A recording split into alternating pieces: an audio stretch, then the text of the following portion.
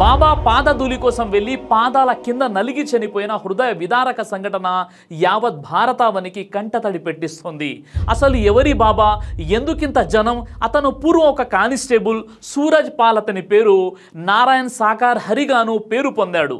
కానిస్టేబుల్గా పనిచేస్తూ వేధింపుల కేసులో అరెస్ట్ అయి జైలు పాలై డిస్మిస్ అయ్యాడు.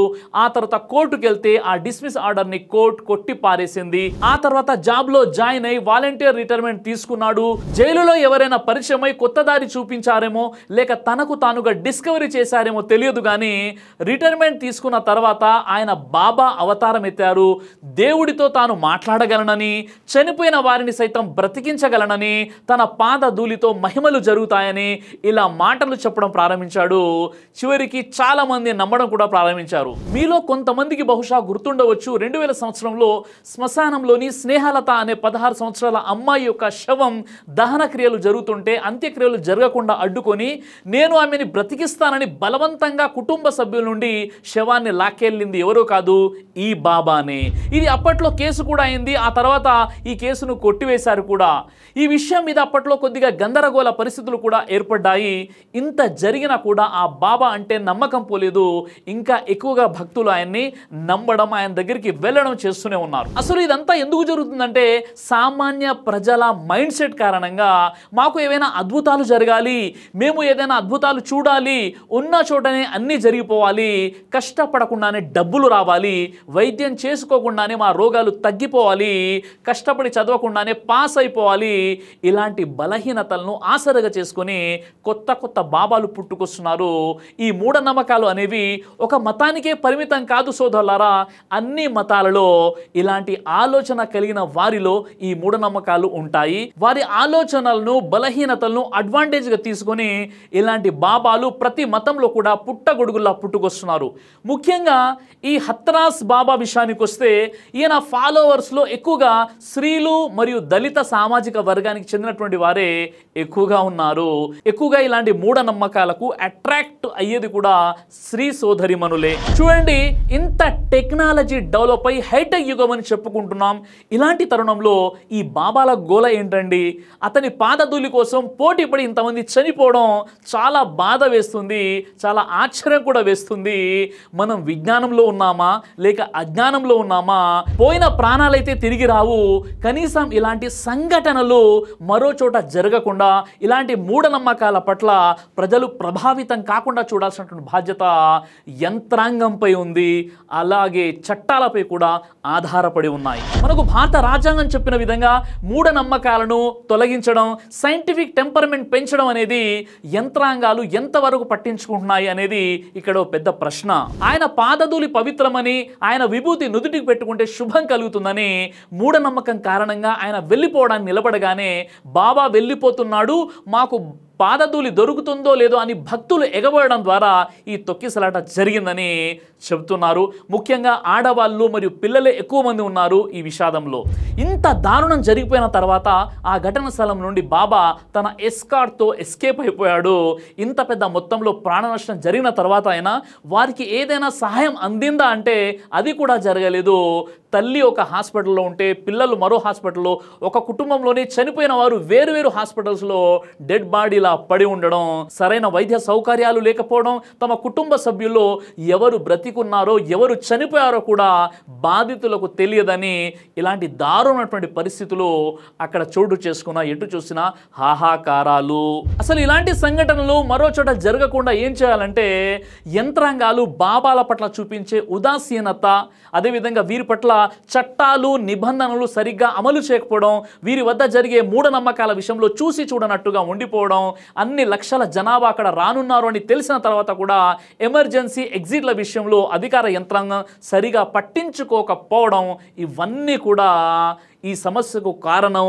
మరో సందర్భంలో ఇలాంటి సంఘటనలు జరగకుండా దృష్టి పెట్టాల్సిన బాధ్యత ప్రభుత్వంపై ఎంతైనా ఉంది. అసలు విషయాన్ని కాస్త మనం పరిశీలించినట్లయితే ఉత్తరప్రదేశ్లోని హత్రాస్ జిల్లా సికింద్రారావు పట్టణానికి సమీపంలో పుల్రాయ్ అనే గ్రామంలో జూలై 2 మంగళవారం మధ్యాహ్నం జరిగిన సత్సంగ్ ఆధ్యాత్మిక కార్యక్రమంలో జరిగిన తొక్కిసలాటలో 121 మంది మృతి చెందారు. మృతుల సంఖ్య ఇంకా ఎక్కువగానే ఉంటుందని కూడా చెప్తున్నారు. మరణించిన వారిలో ఎక్కువ మంది స్త్రీలు మరియు మరియు చిన్నారులే ఉన్నారు. గాయాల పాలైన వారు సికింద్రాబాద్ ట్రామా సెంటర్కు తరలించారు. ట్రక్కుల్లో, టెంపోల్లో, అంబులెన్స్లో ట్రామా సెంటర్కి వారిని తీసుకురావడం జరిగింది. దేశాన్ని దిగ్భ్రాంతికి గురి చేసిన ఇంత విషాదానికి కారణమైన బాబా పేరు సాకార్ విశ్వహరి భోలే బాబా. అతడు తనే దైవాంశ సంబుతుడిగా ప్రకటించుకున్నాడు. ఇతని అసలు పేరు సూరజ్ పాల్ జాటవ్. ఆయన నారాయణ్ సాకార్ హరి అని కూడా పిలుస్తారు. ఉత్తరప్రదేశ్ పోలీసు విభాగంలో లోకల్ ఇంటెలిజెన్స్ యూనిట్లో పనిచేశాడు. ఇతడు వేధింపుల కేసులో ఆరోపణలు రావడంతో 28 ఏళ్ల క్రిందట ఆయన సస్పెండ్ అయ్యాడు. ఆ తర్వాత ఆయనను సర్వీస్ నుంచి డిస్మిస్ కూడా చేశారు. వేధింపుల కేసులో ఈయన 1 సంవత్సరం పాటు జైలు శిక్ష కూడా అనుభవించి వచ్చాడు. పదవి విరమణ తర్వాత సూరజ్ పాల్ స్వగ్రామం చేరుకొని కొన్ని రోజుల తర్వాత నేను భగవంతుడితో మాట్లాడుతానని ఊరి ప్రజలకు చెప్పడం మొదలుపెట్టాడు. ఆయన నిర్వహించే కార్యక్రమాల్లో వేల సంఖ్యలో ప్రజలు వచ్చేవారు. ఇంటర్నెట్లో అసలు ఆయన అంత పాపులరే కాదు. సోషల్ మీడియాలో ఆయన అభిమానులు అంతగా లేనేలేరు. కానీ ఆయన సత్సంగ్కు వేల మంది పాల్గొంటూ ఉంటారు. తన సత్సంగ్లో మొబైల్ ఫోన్ వాడకాన్ని అసలు ఒప్పుకునేవారు కాదు ఈ బాబా. ఈ కార్యక్రమాలు నిర్వహించేందుకు వందల మంది వాలంటీర్లు పాల్గొంటారు. వాళ్ళకు కావలసిన నీళ్లు, ఆహారం నుంచి భక్తుల రద్దీని నియంత్రించేంత వరకు ప్రతి ఏర్పాటును ఈ సత్సంగ్ సభ్యులే చూసుకుంటూ ఉంటారు. సత్సంగ్ అంటే తెల్లటి సూట్ మరియు టై ధరించడం భోలే బాబా యొక్క ప్రత్యేకత. బోధనలు చేసేటప్పుడు భార్యను పక్కనే కూర్చోబెట్టుకునేవాడు. ఈ సత్సంగ్లో భక్తులను ఉద్దేశించి భోలే బాబా బోధనలు చేసిన తర్వాత అతని అనుచరులు జలాలను, మట్టిని పంపిణీ చేస్తారు. ఈ జలాలను భక్తులు పవిత్ర జలాలుగా స్వీకరిస్తారు. మంగళవారం జరిగిన సంఘటనలో భోలే బాబా ప్రసంగం పూర్తయిన తర్వాత ఆయన కాళ్ళ క్రింద ఉన్న మట్టిని తీసుకోవడానికి ఒక్కసారిగా ప్రజలు ఎగబడ్డారు. ఎందుకంటే ఆయన అక్కడి నుండి వెళ్ళిపోతున్నాడని తెలిసి.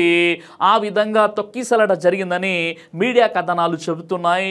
ఏదైనప్పటికీ కూడా చాలా బాధాకరమైనటువంటి విషయం ఇది. 121 కంటే ఎక్కువ మంది మృత్యువాత పడడం అనేది. ఈ హత్రాస్లో జరిగిన కార్యక్రమానికి 3 రాష్ట్రాల నుంచి వేలాది మంది భక్తులు తరలి వచ్చారు. మంగళవారం ఉదయం నుంచి భోలే బాబా బోధనలు చేశాడు. అయితే తీవ్రమైన ఉక్కపోతతో ప్రజలు ఇబ్బంది పడ్డారు. శ్వాస తీసుకునేందుకు ఇబ్బంది పడ్డారు. కానీ భక్తులు బయటకు వెళ్లేందుకు వీలు లేకుండా గేట్లు కూడా అక్కడ మూసివేశారు. అతడి సేవకులు ముందుగా వెళ్ళిపోయిన తర్వాత గేట్లు తీశారు. గేట్లు తెరవడంతో ఒక్కసారిగా ప్రజలు పరుగు అందుకున్నారు. దీంతో తీవ్ర గందరగోళ పరిస్థితి ఏర్పడి తొక్కిసలాటకు దారితీసింది. చూస్తుండగానే ఆ ప్రాంగణం మృతుల దిబ్బగా మారిపోయింది. అయితే అధికారులు 80,000 మందికి మాత్రమే అనుమతి ఇచ్చామని అంటుంటే ఇక్కడ 2.5 లక్షల ప్రజలు ఆ సత్సంగు హాజరయ్యారని పోలీసులు FIRలో నమోదు కూడా చేశారు. చనిపోయిన వారి తాలూకా నుండి 90 మంది యొక్క వాంగ్మూలాలను పోలీసులు సేకరించారు. ఈ సంఘటన జరగానే భోలే బాబా తప్పించుకుపోయాడు. అప్పటి నుండి కూడా పోలీసు బలగాలు అతన్ని పట్టుకునేటటువంటి ప్రయత్నంలో ఉన్నాయి. కానీ ఇప్పటి వరకు అతడు దొరకలేదు. చివరికి ఒక వీడియో బయటకు వచ్చేసింది. ఈ నెల 2న జరిగిన ఘటన దురదృష్టకరమని అన్నారు. ఘటనపై తీవ్ర విచారం వ్యక్తం చేశారు. తాను చాలా ఆవేదనకు గురైనట్లు తెలిపారు. ఇలాంటి క్లిష్ట సమయంలో బాధను భరించే శక్తి భగవంతుడే ఇవ్వాలని అన్నారు. బాధిత కుటుంబాలు ఈ బాధ నుంచి బయటపడేందుకు భగవంతుడు సహాయం చేయాలని ప్రార్థిస్తున్నట్లు తెలిపారు. తొక్కిసలాటకు బాధ్యులైన వారు శిక్ష నుంచి తప్పించుకోలేరని అన్నారు. ఆ విషయాన్ని తాను బలంగా నమ్ముతున్నట్లు తెలిపారు. తనకు ప్రభుత్వంపై విశ్వాసం ఉందన్నారు.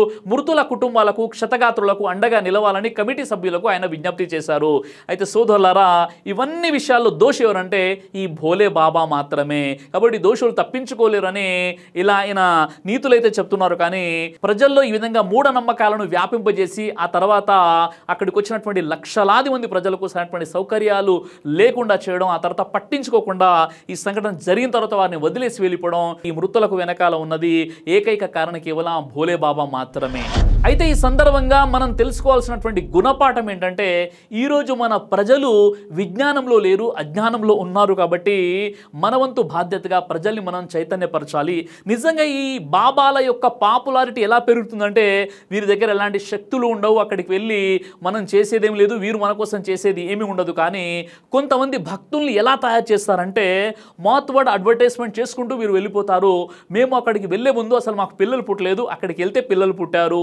మాకు ఇక్కడ ఉద్యోగం లేదు, అక్కడికి వెళ్ళిన తర్వాత ఉద్యోగం కలిసి వచ్చింది. మా వ్యాపారం సరిగ్గా జరిగేది కాదు, అక్కడికి వెళ్ళిన తర్వాత వ్యాపారం సరిగ్గా జరిగింది.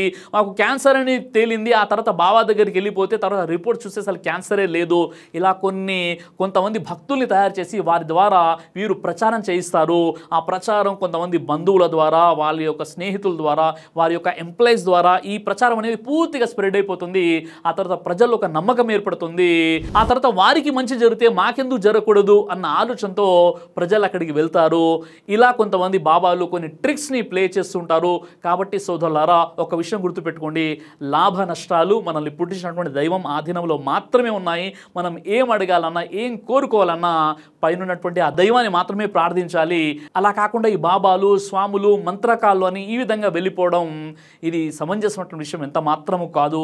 ఇలా చేయడం ద్వారా కొన్ని సందర్భాల్లో చూసాం, కొంతమంది బాబాల దగ్గరికి వెళ్ళి వారి యొక్క ధనాన్ని, వారి యొక్క మానాన్ని, వారి యొక్క పరువు ప్రతిష్టలను కూడా పోగొట్టుకున్నటువంటి అనేక సందర్భాలు ఉన్నాయి. కాబట్టి ఈరోజు సైన్స్ అండ్ టెక్నాలజీ ఎంతో డెవలప్మెంట్ అయిపోయింది. అయినప్పటికీ కూడా మనము ఇంకా రాతి యుగంలో ఉన్నామా లేక రాకెట్ యుగంలో ఉన్నామా? మనల్ని మనం ఆత్మపరిశీలన చేసుకుని ఎవరైతే ఇలాంటి మూఢనమ్మకాలు కలిగి ఉంటారో వారిని చైతన్యపరచాల్సినటువంటి బాధ్యత ఒక భారతీయుడిగా మనందరిపై ఉంది.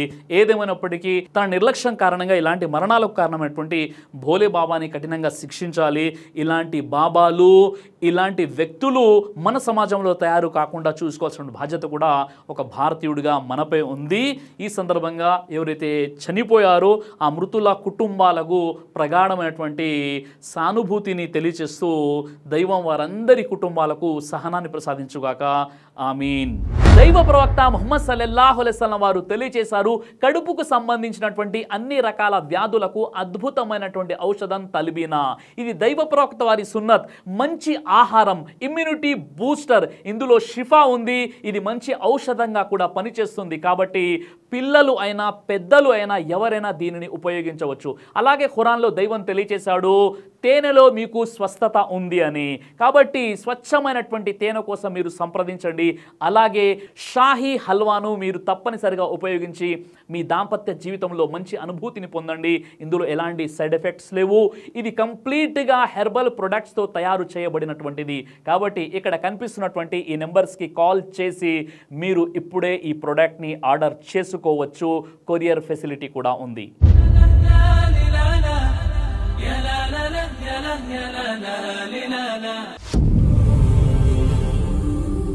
బ్రదర్ సిరాజ్ అని యూట్యూబ్ ఛానల్ని మీరు సబ్స్క్రైబ్ చేసినట్లయితే ఇన్షాల్లా దైవచిత్తం అయితే మీకు వీడియోస్ వస్తుంటాయి. అదేవిధంగా బ్రదర్ సిరాజ్ అనేటటువంటి ఫేస్బుక్ని కూడా లైక్ చేయడం వల్ల మీకు వీడియోస్ వస్తుంటాయి.